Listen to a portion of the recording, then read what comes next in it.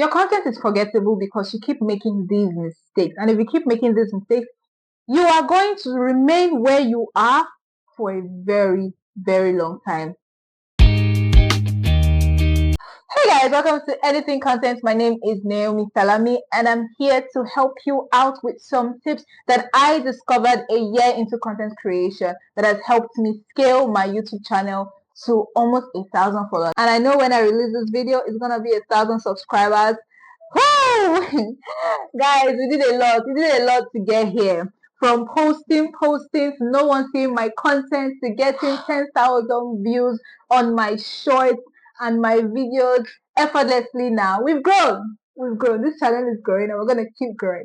So I'm here to teach you how to make sure your content is not forgettable, to make sure that the message you're putting out there, to make sure that your brand sticks and you are not forgettable.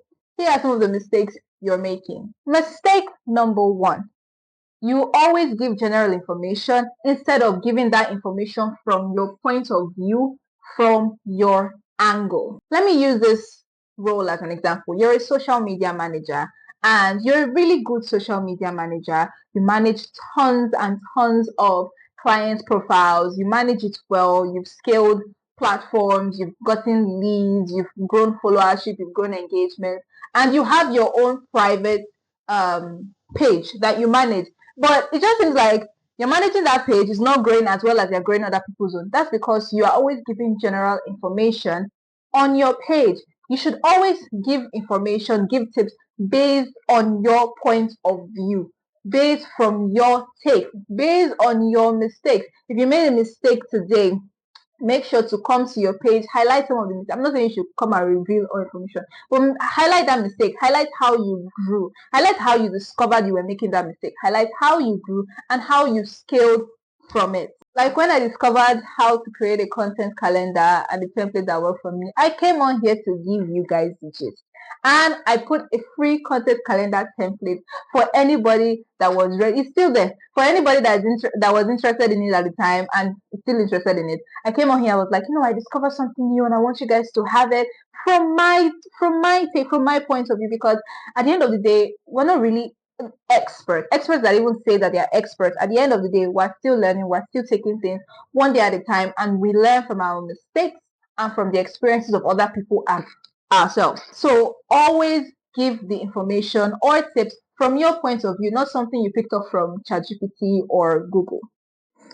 Mistake number two, you are addressing everyone instead of that one person that is so interested in your content, your target audience.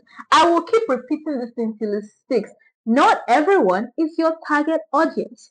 Not everybody is meant to get stuff from you. Not everybody is going to like your style of content. When I first started out, I got a number of comments telling me they didn't like my black and white content. I started out with black and white, first because I didn't like my face, secondly because my camera was not that clear, thirdly I didn't have that much light. I just wanted to create without bothering, the coloring, color grading, lighting, all that stuff. So I would record the videos and I would just put the black and white filter on it. I would get comments like, why is this black and white? Just get an iPhone. You think you have a million followers? Why are you stressing me? All these Android users. I'm still using an Android, by the way. So I was using Samsung A12 at the time. Now I'm using a Samsung S20. Thank God for growth. Anyway, I almost stopped until I had to remind myself, because I was a social media marketer at the company at the time. I had to remind myself of the things that I always teach my audience in the it was a whole thing where I would write blog for marketers. So I had to sit down, remember the things I was writing in my blogs, and was like, not everybody's going to like my content. Not everybody's going to like what I put out. Not everybody's going to like the style. Not everyone is your target audience. So it won't matter how you started. It won't matter how your content is. If the right people come to your page, they like what you do, they will stick by you. Right now, I am speaking to professionals, creatives that want to use content creation as a way to scale their personal brand. And this is me tutoring you and giving you tips on how to start and how to scale. You are my target audience. You are that one person that I know would appreciate this content. Mistake number three, You do not make it a habit to repeat your message. I will repeat. You do not make it a habit to repeat your message. You know how I just talked about target audience? If you go back to my content, the last one I did last time, the ones before that, the three other ones before this one, you will see that I always talk about target audience. That's because I want it to stick. I want it to stick. And I want it to get to a point that when you guys hear the word target audience, you're doing a course, you hear someone say it, you think of me. That is the whole point. When you start repeating your core message, repeating certain tips, you do it in the first video, you do it in the second video, you do it in the third video, you write a post about it, you repeat it and repeat it and repeat it. It gets to a point that people start to associate certain words with you, certain messages with your name. Mistake number 4, you leave your personality outside. You would never see me come on here and be like, 5 mistakes you should not make while creating content. Number 1, that's boring. I would never do that. And how I discovered that this was a part of me was meetings. My boss would come on and be like giving this marketing lingos, or trying to optimize, or trying to de-optimize, or trying to, and in my head I'm like, in a nutshell, this is what this means. And I realized that if I bring that to my YouTube channel, when I'm creating content in general, there are so many people that would relate to me. So I would never leave my personality outside. Do not leave your personality outside. Like when you see someone that I can never be overly serious when passing across a message. I like to break down stuff in the most minute terms. Try to make sure that your personality, don't leave it outside. Who are you leaving outside? Mistake number 5, you never reference your past content. I don't know who you are leaving it for. Whenever you see certain videos of me saying what's different between copywriting and content writing, I would always reference those old topics I have touched, because by doing so, you are making sure that people remain on your page.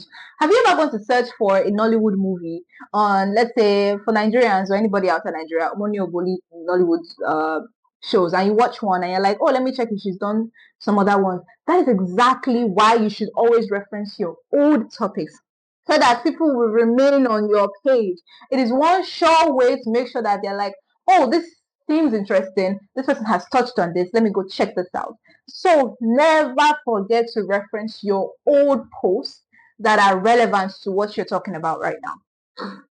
Anyways, these are some of the mistakes you've been making, and these are the major reasons why your content has been forgettable for a very, very long time. So if you've been creating content for like 5 years, 6 years, 7 years, you should check this out. I have recorded this video like 3 times, so I really hope this goes out. I hope this video has been engaging, informative, and entertaining, just the way I like it. And I'll see you guys in the next video. Bye.